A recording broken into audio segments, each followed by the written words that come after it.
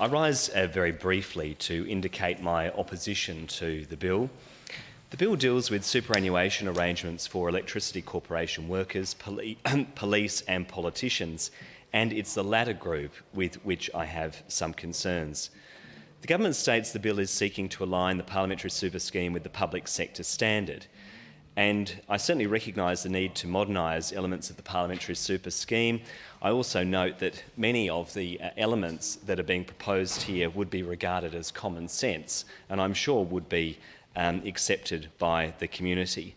I do also want to note, though, that politicians already enjoy a number of benefits that are not afforded to all public sector workers.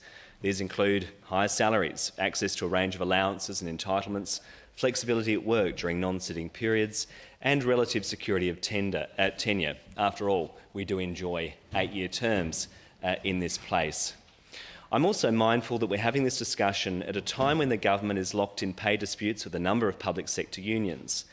Is this really the number one priority in the dying days of this parliament, with just 3 days remaining on this parliamentary term, particularly at a time when so many South Australians are struggling? And this brings me to my next concern, the process that has been adopted here by the government, which I think is very poor. The bill's been on the notice paper for only 24 hours. It's the convention that bills sit here for at least a week before they're debated to provide enough time for them to be given appropriate consideration.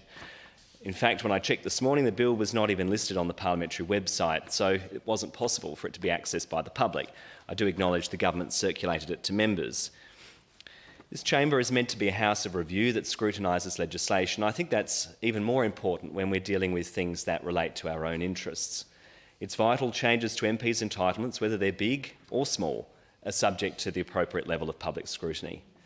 Faith in democracy is already at an all-time low, Mr President, and I caution the government that rushing legislation like this only serves to further undermine faith in our democratic institutions. I think we owe it to the community to make sure that we deal with these discussions in a more open and transparent way. It's on that basis that I won't be supporting the bill.